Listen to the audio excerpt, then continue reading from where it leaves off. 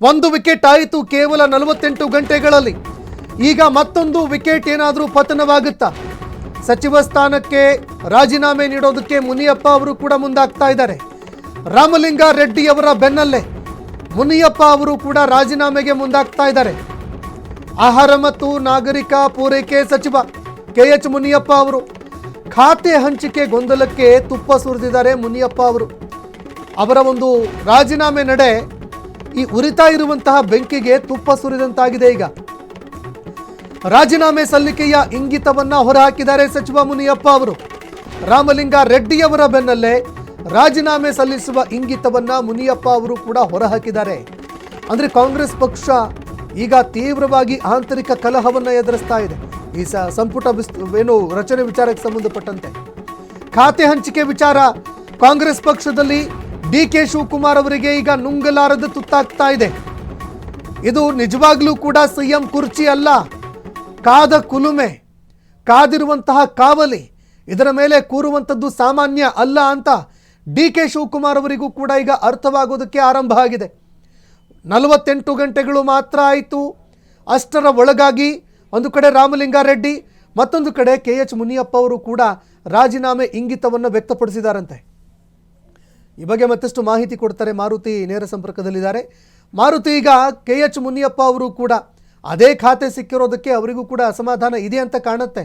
ಬೇರೆ ಖಾತೆಯನ್ನು ಬಯಸಿದ್ರು ಅನ್ನೋ ಮಾಹಿತಿಗಳು ಕೂಡ ಇದ್ದಾವೆ.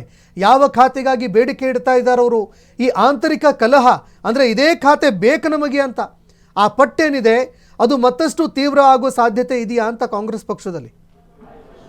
ಸಂತೋಷ್, ಈಗ ತಾನೇ ಏನೋ ಬಂದಿರೋ ಪ್ರಮುಖವಾದ ಮಾಹಿತಿ ಪ್ರಕಾರ ನೋಡೋದಾದ್ರೆ ಈಗಾಗಲೇ ಮುನಿಯಪ್ಪ ಅವರು ಕೂಡ ರಾಜೀನಾಮೆ ಕೊಡ್ತೀನಿ ಅಂತ ಬೈಟನ್ನು ಕೊಟ್ಟಿರೋಂಥ ಪ್ರಮುಖವಾಗಿ ಸಾಕಷ್ಟು ಚರ್ಚೆ ಆಗ್ತದೆ. ಯಾಕೆಂದರೆ ಎಲ್ಲೋ ಒಂದು ಕಡೆ ಹಿರಿಯ ನಾಯಕರು ಅಂದರೆ ಸಚಿವರುಗಳು ಕೂಡ ನಮ್ಗೆ ಇಂಥದೇ ಖಾತೆ ಬೇಕು ಅಂತ ಪಟ್ಟನ್ನು ಹಿಡಿದಿದ್ದು. ಒಂದು ಕಡೆ ರಾಮಲಿಂಗಾರೆಡ್ಡಿ ಅವರು ಕೂಡ ನಗರಾಭಿವೃದ್ಧಿ ಪಟ್ಟನ್ನು ಹಿಡಿದಿದ್ರೆ, ಇನ್ನೊಂದು ಕಡೆ ಏನು ಸಮಾಜ ಕಲ್ಯಾಣ ಇಲಾಖೆ ಅಥವಾ ಕೃಷಿ ಇಲಾಖೆನ ನನಗೆ ಬೇಕು ಅಂತ ಎಲ್ಲೋ ಒಂದು ಕಡೆ ಮುನಿಯಪ್ಪ ಅವರು ಕೂಡ ಪಟ್ಟನ್ನು ಹಿಡಿದಿದ್ರು. ಅಂದರೆ ನನಗೆ ಈ ಬಾರಿ ಆ ಖಾತೆ ಸಿಗುತ್ತೆ ಅಂತ ಕೂಡ ಅವರು ಎಲ್ಲೋ ಒಂದು ಕಡೆ ಯೋಚನೆಯಲ್ಲಿದ್ದರು ಮತ್ತು ಸಿಗುತ್ತೆ ಎಂಬ ಲೆಕ್ಕಾಚಾರದಲ್ಲೂ ಕೂಡ ಅವರಿದ್ರು. ಯಾಕೆ ಈ ಹಿಂದೆ ಕೂಡ ಆಹಾರ ಇಲಾಖೆ ಸಚಿವರಾಗಿ ಅವರು ಕೆಲಸ ಮಾಡಿದ್ರು ಮತ್ತು ಈ ಬಾರಿ ಬೇರೆ ಖಾತೆಯನ್ನ ಆಕಾಂಕ್ಷಿಯಾಗಿದ್ರು. ಎಲ್ಲೋ ಒಂದು ಕಡೆ ಹೈಕಮಾಂಡ್ ಕೇವಲ ಅವರಿಗೆ ಆಹಾರ ಖಾತೆಯನ್ನು ಕೊಟ್ಟಿರೋದ್ರಿಂದ ಅವರು ಕೂಡ ನಾನು ರಾಜೀನಾಮೆ ಕೊಡ್ತೀನಿ ಅಂತ ಹೇಳಿರುವಂಥದ್ದು ಎಲ್ಲ DKC ಸಚಿವ ಸಂಪುಟಕ್ಕೆ ಸಂಕಷ್ಟ ಎದುರಾಗ್ತಾ ಇರೋಂಥದ್ದು. ಪ್ರಮುಖವಾಗಿ ಒಬ್ಬರ ಮೇಲೆ ಒಬ್ಬರು ರಾಜೀನಾಮೆ ಕೊಡ್ತೀನಿ ಅಂತ ಮುಂದಾಗ್ತಾ ಇರೋಂಥದ್ದು. ಪ್ರಮುಖವಾಗಿ ಈಗಾಗಲೇ ರಾಮಲಿಂಗಾರೆಡ್ಡಿ ಅವರು ಕೂಡ ರಾಜೀನಾಮೆಯನ್ನು ಸಲ್ಲಿಸಿರುವಂಥದ್ದು. ಅದು CM ಕಚೇರಿಯೊಳಗೂ ಕೂಡ ರಾಜೀನಾಮೆ ಪತ್ರ ಸಲ್ಲಿಕೆ ಆಗಿರುವಂಥದ್ದು. ಅಂದರೆ ತಮ್ಮ ಆಪ್ತರ ಮೂಲಕ CM ಕಚೇರಿಗೆ ಆ ರಾಜೀನಾಮೆ ಪತ್ರವನ್ನು ಸಲ್ಲಿಸಿರುವಂಥದ್ದು. ಎಲ್ಲ ಒಂದು ಕೂಡ ಈಗ ಕಾಂಗ್ರೆಸ್ನಲ್ಲಿ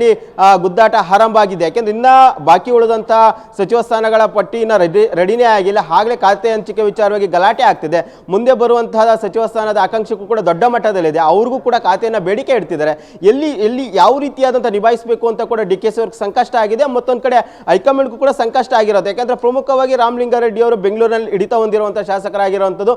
ಅವರು ಕೂಡ ತಮ್ಮ ಕ್ಷೇತ್ರ ಮತ್ತು ಪಕ್ಕದ ಕ್ಷೇತ್ರದ ಕೂಡ ಪ್ರಭಾವ ಬೀರುವಂತಹ ಶಾಸಕರಾಗಿರೋದ್ರಿಂದ ಅವರು ಕೂಡ ಬೆಂಗಳೂರು ವಿಚಾರದಲ್ಲಿ ಅವರು ಕೂಡ ಪ್ರಮುಖರಾಗ್ತಾರೆ. ಅವ್ರನ್ನ ಮನವೊಲಿಸುವ ಪ್ರಯತ್ನ ಕೂಡ ಬೆಳಗ್ಗೆಯಿಂದಲೂ ನಡೀತಾ ಇದ್ರು ಕೂಡ ಎಲ್ಲೊಂದು ಕಡೆ ಮನವೊಲಿಕೆ ಯಶಸ್ವಿಯಾಗಿಲ್ಲ. ಇನ್ನೊಂದು ಕಡೆ AICC ಕಾರ್ಯದರ್ಶಿಗಳು ನೇರವಾಗಿ ಬಂದು ಮನವೊಲಿಸುವ ಪ್ರಯತ್ನ ಮಾಡಿದ್ರು ಕೂಡ ರಾಮಲಿಂಗಾರೆಡ್ಡಿ ಅವರು ಕೂಡ ತಮ್ಮ ರಾಜೀನಾಮೆಯನ್ನು ಈಗಾಗಲೇ ಸಲ್ಲಿಸಿರುವಂಥದ್ದು.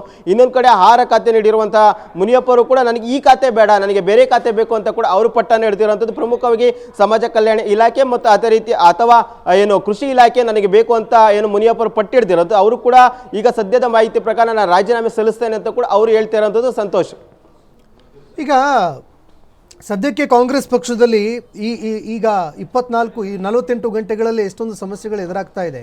DK ಶಿವಕುಮಾರ್ ಅವರಿಗೂ ಕೂಡ ಈಗ ಓಕೆ, ಮತ್ತೊಂದು ಬ್ರೇಕಿಂಗ್ ಅಪ್ಡೇಟ್ ಬರ್ತಾ ಇದೆ. ಈಗ ನೋಡ್ಕೊಂಡು ಬರ್ತೀವಿ, ಒಂದು ನಿಮಿಷ ಮತ್ತೆ ಸಂಪರ್ಕದಲ್ಲಿ ಇರಿ. ನೋಡಿ, ಕಾಂಗ್ರೆಸ್ ಪಕ್ಷದಲ್ಲಿ ಆಂತರಿಕ ಕಲಹ ತೀವ್ರವಾಗ್ತಾ ಇದೆ. ರಾಮಲಿಂಗಾರೆಡ್ಡಿ ಅವರ ಬೆನ್ನಲ್ಲೇ ಈಗ ಮತ್ತೊಂದು ವಿಕೆಟ್ ಪತನವಾಗ್ತಾ ಇದೆ. ಸಮಾಜ ಕಲ್ಯಾಣ ಅಥವಾ ಕೃಷಿ ಇಲಾಖೆಗೆ ಮುನಿಯಪ್ಪ ಅವರು ಪಟ್ಟು ಹಿಡಿದಿದ್ದಾರೆ. ಆಹಾರ ಇಲಾಖೆ ಖಾತೆಯನ್ನ ನೀಡಿರೋದಕ್ಕೆ ಮುನಿಯಪ್ಪ ಅಸಮಾಧಾನ ಹೊಂದಿದ್ದಾರೆ.